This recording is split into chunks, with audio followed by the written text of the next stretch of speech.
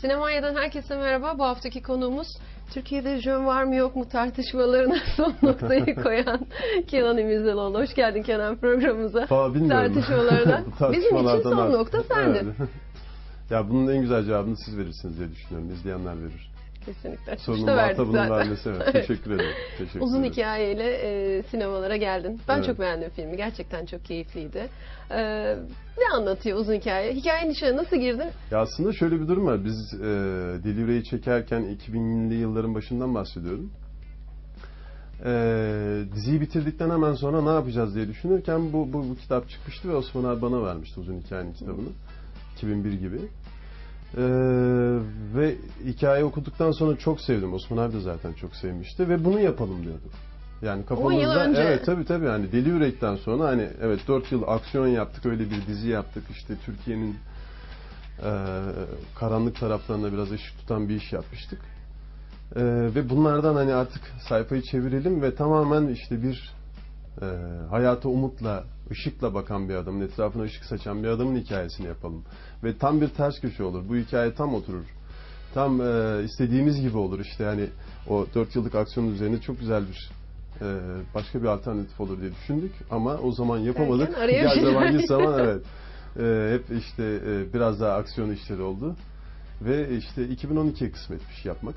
Şimdi yapabildik.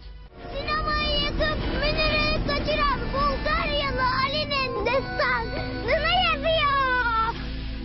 Hadi toparlan yavrum. Bu istasyonda iniyoruz. Baba biz şimdi buraya neden geldik? Uzun hikaye be arkadaş. Dinlemekten usanmazdım. O da ne zaman sorsam yorulmadan anlatır, beni küçük bir çocuk gibi görmez. Bir arkadaşı, bir akranı yerine koyar, öyle anlatırdı. Elvan Süleyman'ın torunu Bulgaryalı Ali ikinci kez baba oluyor lan! Osman Sınav'la herhalde ailenden daha fazla görüşüyorsun.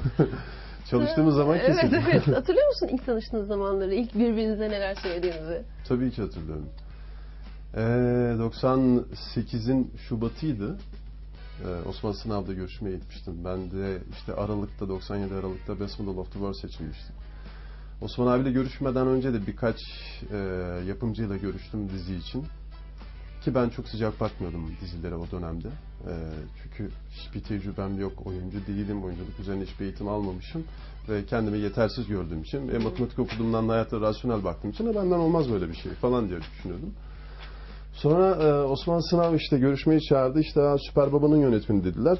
Sonra gittim görüştüm. Bir de Yalancı'yı da Osman abinin çektiğini öğrenince çok mutlu olmuştum. Osman Sınav'la ortak payda olunca tabii bir sevdim mi yani sıcak geldi. Sonrasında oyunculuk için o bana şeyi söyledi. Yani dizinin başrolünü teklif edince siz hani nasıl bunu bana güveniyorsunuz, nasıl teklif ediyorsunuz? Yani da, güzel, teşekkür ederim, kabul ediyorum diyeceğim. Aynen öyle. Ben kendime muhalefet ettim. Yani hiçbir tecrübem yok, nasıl yaparsınız bunu diye. Sonra kendisi eğer ki bu işe kelleni koyarsan, sende o potansiyel, o yetenek var bence dedi. Sonra işte ben bir düşüneyim dedim. Bir hafta sonra geldim. Tamam kellemi koyuyorum dedim. Sonra bu macera başladı ve bugünleri konuşuyoruz işte. Filmden biraz bahseder misin? Ne anlatıyor uzun hikaye? Uzun hikaye, ben Ali'nin üzerinden gideyim. Bulgaryalı sosyalist Ali hayata bağışlanmış, mücadele edilmesi gereken bir değer olarak bakıyor. Yani eğer yaşıyorsak zaten mücadele etmemiz lazım diye düşünüyor. Mücadele onun için bir enerji düşüren, bir motivasyon düşüren bir şey değil. Mücadele tam tersine hayatı için, ayakta durabilmek için var olması, yapmamız gereken bir şey gözüyle bakıyor.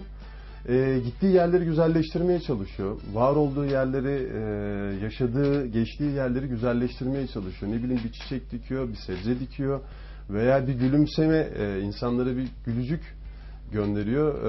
Hatta bir sözü vardı. İşte ben gönül bahçemden en güzel yerleri, yani insanlara açarım gülümseyişimle. Kabul eden gelir oturur. Hani onunla sohbetimiz devam eder. Etmeyen de kendisi bilir diye. Böyle bir adam. Hayatı böyle de yaşanabileceğini gösterebilen bir adam. Zaman zaman bana da feyiz oluyor Ali'nin bu felsefesi. Çünkü zaman zaman çok kaptırıyoruz kendimizi. İşte özellikle tabii büyük şehirde yaşamak hiç kolay değil. Ali'nin hayata bakışından, işte onun küçük şeylerde yakaladığı mutlulukları aslında biz burada göremiyoruz diye düşünüyorum. Bazen Ali olmak iyi geliyor. Ne diyorsun sen be? Komünist misin, sosyalist misin? Nesin söyle ha? Paylaşmak sosyalistlikse sosyalistim. İlle bir isim takacaksanız haktan, eşitlikten, alın terinden yanayım. Bu röportajı yapabilmek için haftalardır dizi setinden bir nefes almanı, soluklanmanı bekliyoruz ve Maalesef. şu anda bile hani çok soluklanabildiğim bir an değil. Teşekkürler birlikte olduğumuz için ama gerçekten geldim gördüm çok zor şartlar. Evet, maalesef. Umarım düzelir. Hani 90 dakika. Belki izleyicilerin de tepki göstermesi lazım sizinle birlikte. Böyle toplu bir hareket olursa farklılaşır mı? Umarım inşallah. Yani sendikamız tabii yeni kuruldu. O bir olgunlaşma devresi olacak. Olgunlaştığı zaman bu sektördeki herkese daha çok hitap edecek ve daha iyi bir önderlik yapabileceğini düşünüyorum. Bunlar hani birazcık süreç isteyen bir şey. Türkiye'de hiçbir şey zaten öyle bir sihirli değnekle düzeltilemez. O süreci de yani en azından o süreç başladı. O sürecin içerisine girdik. Neticede hükümetin de bir takım adımları oldu bu konuda. Umarım yani yakın zamanda hani düzelir ki çünkü artık biraz sinemadan koptuk ama yani şu parantez içerisinde şunu belirtmek isterim. Öncesinde evet kendimiz dizi yapıp kendimiz izliyorduk. Şu an artık 35-40 ülkeye, 45 ülkeye dizilerimizi satar olduk. Yani evet oldu. Yani Seul'de, Kore'de artık tanınınca hani bir farklı gelmeye, tuhaf gelmeye başladı. Vietnam'da Ezel izleniliyor. Yani tuhaf bir durum. Hiç aklımıza gelir miydi bundan 5 sene, 10 sene önce? Vietnamlılar Ezel izliyorlar. Bir yerde dizi izliyorlar. Yani. Almanya'ya gidiyorsun. Tabii ki oradaki Türkler sende tanıdıkları için resim çektirmek istiyorlardı falan. Şimdi Seul'e gidiyorsun. Japonya'ya gidiyorsun. Oradaki yabancılar tanıyor. Avustralya'ya gidiyorsun. Çok acayip. Dünya starı olmak gibi bir şey herhalde bu. O kadar olmasa da en azından dünya çapında tanınan bir insan oluyorsunuz. Yani evet belli bir bölgenin insanları tarafından ama bu çok ciddidir. Nüfus. 35 ülkeden bahsediyoruz. Evet 35-40 ülkeden bahsediyoruz. Şimdi bu kaliteyi arttırabilmemiz için tek yapmamız gereken şey zaten yaratıcı insanlar var. Tek yapmamız gereken şey o insanları biraz zaman tanımak. Birazcık bana şey geldi. Böyle zenginden alıp fakire veren böyle bir Robin Hood tarzı da bir durumu var Ali'nin. Hiç yaptın mı sen gençliğinde veyahut da çocukluğunda veyahut da böyle düşüncelerin oldu mu?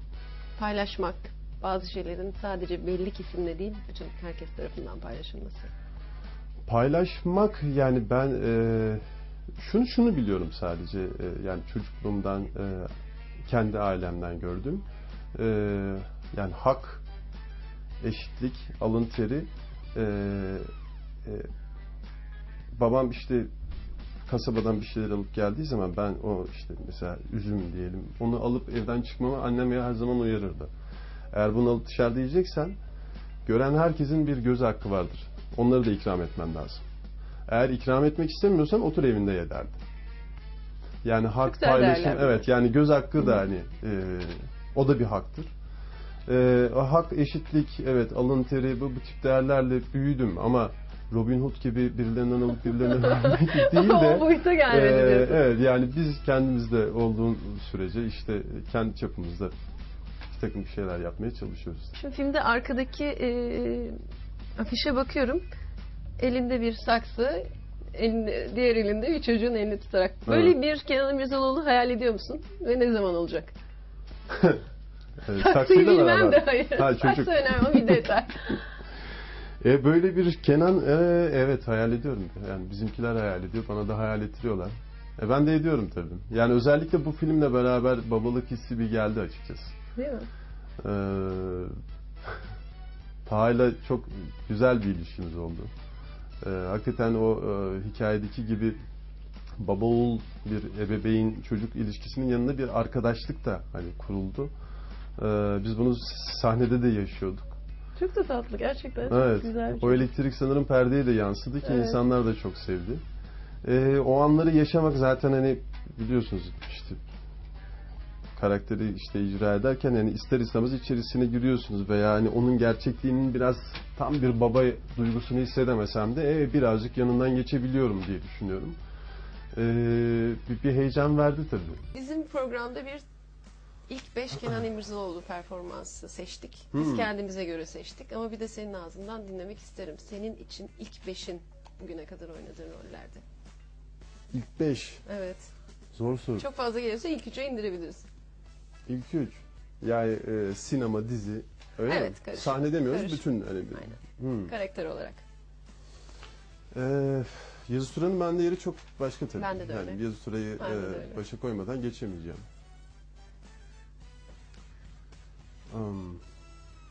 Kabadayı. Yandım Ali'yi de çok seviyorum. Ali'lerden birini seçersem evet herhalde Bulgaryalı Ali. Değil mi? En Son olmasından evet, değil ama herhalde, değil mi? Bilmiyorum, şu an belki biraz son olmasından dolayı ona torpil geçiyor olabilirim ama bu adamı çok sevdim. İtalyanlar Kenan'a bayılır. Kim dedi bunu? Öyle mi? İtalyanlar. Da Kenan'a bayılır. Hepimiz bayılırız tabii mi? İtalyanlar da bayılır. Ferzan Özpetek. Ferzan. Evet. Sağ olsun. Böyle bir film hazırlığı içinde olduğu ile ilgili haberler çıktı en sonunda. Haberin yok mu? Yani Ferzan'ın, ben neticede Ferzan'ın yönetmenliğini beğeniyorum. Sanırım o da oyunculuğumla ilgileniyor. Yani birkaç kere bunu söyledi, hissettirdi. Belki aklındaki projelerden birinde varımdır, bilmiyorum. İleride görürüz. Yurt dışında bir filmde rol aldın. Hangi kadın başrol oyuncusuyla oynamak istersin? Bir Nicole Kidman ilk ağzı geliyor. Nicole Kidman hayranlığı var değil mi hepimizde? Evet, Nicole Kidman geliyor. Yeni dizin için $4.000 aldığın doğru mu? $4 milyon. Onu bile söyleyemiyorum. Rakamlar çok büyük. O Mart'ta belli olur her şey. Mart'ta belli olur diyorsun. Huzurlu ve verimli olsun. Çalışıyor musun hala yaşlılığında sence? Ben tamamen hiçbir şey yapmamak bana çok iyi geleceğini zannetmiyorum. Yani kimseye iyi gelmiyor zaten. Asıl yaşlılık sanki o gibi değil mi? Tamamen kendimi koparacağımı zannetmiyorum. Oyunculuk belki mu peki? Belki dizi olmasa da evet. Sinemanın içerisinde muhakkak Yine bir yerinde evet. Sinemanın kamera bir yerinde arkası olurum. düşünüyor musun Kenan? İşte bir yerinde olurum diyor. Nasıl bir yaşlılık hayal ediyorsun? Huzurlu olur inşallah. Huzurlu ve verimli olsun. Çalışıyor musun hala yaşlılığında sence? Ben tamamen hiçbir şey yapmamak bana çok iyi geleceğini zannetmiyorum. Yani kimseye iyi gelmiyor zaten. Asıl yaşlılık sanki o gibi değil mi? Tamamen kendimi koparacağımı zannetmiyorum. Oyunculuk belki mu peki? Belki dizi olmasa da evet. Sinemanın içerisinde muhakkak Yine bir yerinde evet. Sinemanın kamera bir yerinde arkası olurum. düşünüyor musun Kenan? İşte bir yerinde olurum diyor. Sosyal medyadan gelen birkaç soru, onları hemen kısaca soracağım sana. Kenan İmirzalıoğlu'nun hayat felsefesini anlatan... Ne diyeyim? Samimi ol. Samimi ol. Samimi ol ve çalış. Futbol mu basketbol mu demişler. Şu futbolumuzda yaşanan krizler belki de diğer sporlarımızın izlenmesine biraz faydası oldu. Basketbolda takip ediyoruz. Evet, dün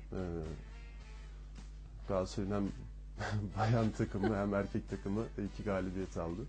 Sadece Romanya'daki Cluj maçı değil. Bayağı yakından takip ediyor. Detaylı. Sabırlı mısın sence? Çok değilim. Çok değilsin.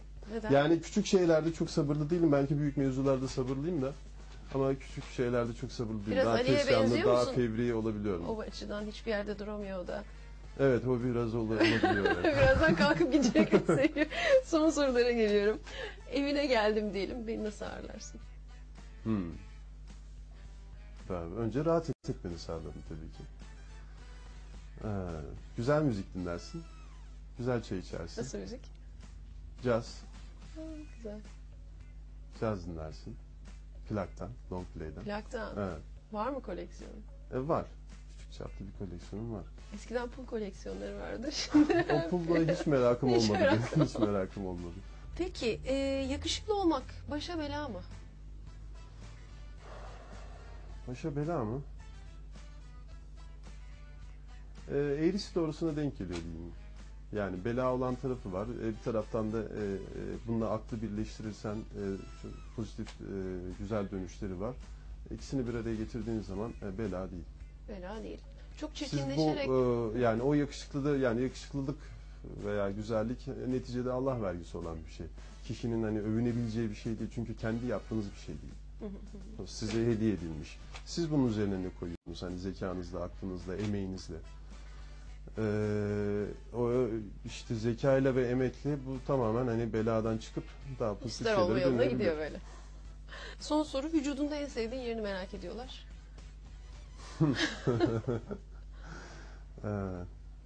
Ne bileyim. Çok manidar girdin. Gözlerimi severim. Gözlerini seviyorsun. Evet. Biz de seviyoruz gözlerini. Çok manidar. Çok teşekkür ediyoruz geldiğin için ama şunu söylemek isterim. Özellikle uzun hikayeden de yola çıkarak hakikaten senin oyunculuğunu kanıtlamak için o yakışıklılığını bir kenara koyup çirkinleşmeye de hiç gerek yok. Son filmlerinle, dizilerinde tabii ki öyle. Oyunculuğunun ne kadar iyi olduğunu fazlasıyla kanıtlamış oldum bence. Çok teşekkür ederim. Yeni filmlerde tekrar görüşmek istiyoruz ama kamera arkasına İnşallah. da gelirsen bence çok güzel olur. İnşallah. Diziye de filme de başarılar dileriz. Çok teşekkür ederiz. Ben teşekkür Bu ederim. zor günlerde vakit ayırdığın için çok sağ ol. Ben teşekkür ederim.